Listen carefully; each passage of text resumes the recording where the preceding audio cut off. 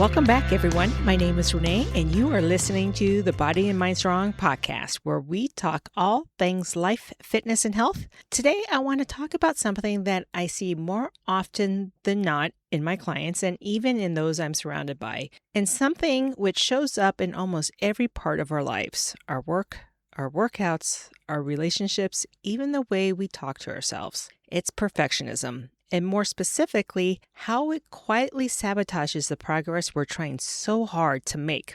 Think about the last time you rewrote a text 5 times before you sent it, or you tossed out a workout plan completely because you missed just one day. What about that project you researched over and over again and redid multiple times just because it didn't feel quite ready yet? That's perfectionism at work. And here's the tricky part. It doesn't feel like a flaw. It feels more like ambition and that you care. But here's the thing. Real high standards push you forward. Perfectionism keeps you stuck. So today we're going to dig into 2 things. Why so many of us feel this pull towards being perfect in the first place, and then some real practical ways to loosen its grip so you can actually make that progress you want. Now let's dive into it. Why do we feel the need to be perfect? So where does this pull towards perfectionism actually come from? In my work, I see a few threads show up again and again. The first is fear of judgment. Somewhere along the way, a lot of us have learned that if we're flawless, no one has room to criticize us. Perfectionism becomes armor. If the project is airtight, if the workout is flawless, if the email has 0 typos, then we're safe from the string of someone pointing out a flaw. And here's the crazy part.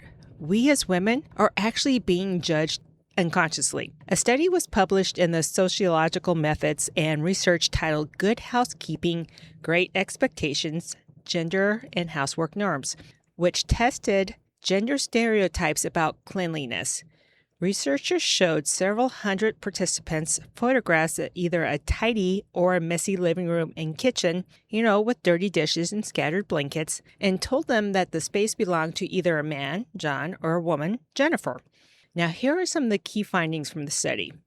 First, men do see the mess. Both male and female participants rated the messy rooms as equally dirty, regardless of whether it was occupied by a man or a woman, so everyone notices it.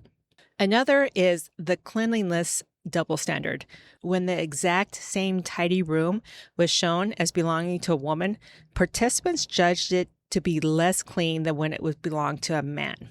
And finally, there were harsher judgments for women. Women were judged more negatively for having a cluttered home, while men were also judged for messiness. It activated a boys will be boys attitude, meaning visitors in society expected fewer negative social consequences for men. The second thread is tied to self-worth. Many of us grew up learning that love or approval came with strings attached. Good grades, good behavior, being the strong one. So achievement started to feel less like something we did and more like proof of who we are. And when your worth is tied to the outcome, anything less than perfect feels like a threat to your value, not just your performance. The third is an all or nothing thinking. This is the belief that anything short of perfect equals failure. There's no room for pretty good or good enough. It's either flawless or it doesn't count. And that mindset is exhausting because it kills momentum before it even starts. Now, a few years ago, I read a study on people's mindset around weight loss, and I don't quite remember the exact points of it, but to sum it up, people who didn't meet the goal or at least exceeded it felt like failures. For example, let's say someone's goal was to lose 50 pounds within a specific time frame, then lost 40 pounds in that time frame. Because they only lost 40 pounds, they felt like they failed. So instead of celebrating the 40 pounds they lost, which is amazing in itself, the focus was on what they didn't do. And the final reason, control. Life can feel unpredictable, chaotic, even overwhelming at times. Chasing perfect can feel like one of the things that we can actually control when everything else feels uncertain. You all know what I'm talking about. Now, here's what I want you to sit with, though. Perfectionism isn't about laziness or not being lazy, and it isn't about one's ego. It's usually anxiety just wearing a really convincing productivity costume. So now that we know where this pull towards perfection comes from, let's talk about how to actually loosen its grip and how to overcome it. The first shift is redefining done versus perfect. Done means it's finished and it works. Perfect means it never actually gets finished because there's always one more thing to tweak, one more edit, one more thing to fix. Done moves you forward. Perfect keeps you circling the same spot. Do you need a mantra for this? Well, if you do, here is one from my fabulous co-host of Athena's Listening Crew. Done is the fine. Now, the second is getting your good enough threshold before you even start. Decide in advance what finish actually looks like. What does the workout, the email, the project actually needs to include to be counted as completed? When you set that line ahead of time, you take away perfectionism's favorite tool, which is moving the goalpost on you halfway through.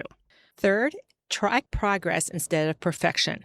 Instead of asking, was this flawless, ask, did I show up? I think back to that weight loss example. Someone who lost 40 of their 50-pound goal didn't fail. They made real, measurable progress. The end goal isn't the only marker of success. Showing up consistently is. Fourth is to time box the task. Give yourself a deadline, even a small one. A project without an endpoint gives perfection endless room to stretch it out. A deadline forces good enough to actually happen. Fifth, reframe mistakes as data, not failure. A misstep doesn't mean you failed. It means you learned something you didn't know before you started. That one shift alone can take so much pressure off. Remember the previous podcast I did on mindset growth? I spoke about viewing mistakes or failures as all part of the process and viewing them as learning events. So say you try a new workout routine and it leaves you more sore and drained than motivated. That's not failure. That's data. It's not telling you you're completely out of shape. It's telling you that your muscles just did something they are not used to. Then you have to decide if you need to tweak the workout or keep on the path. And finally, and most importantly, practice self-compassion. When you notice yourself spiraling into this isn't good enough, pause and ask, what would I say to a friend in this exact spot? You probably tell them they're doing great, so extend yourself the same grace. Now, here's what I want you to take with you today. Perfectionism isn't protecting you. It's keeping you stuck. Real growth doesn't come from flawless. It comes from showing up again and again, even when it's messy, even when it's not quite ready. So here's your call to action this week. Pick one thing, one task, one workout, or one project, and let it be good enough instead of perfect. Notice how it feels to finish it and move on, instead of circling back to it one more time. Remember, progress over perfection. That's the goal. Thank you so much for spending this time with me today. If this episode resonates with you, share it with a friend who needs to hear it, and I'll catch you next time. And as always, make sure you're doing at least one thing today that will get you one step closer to one of your goals. Have a great day.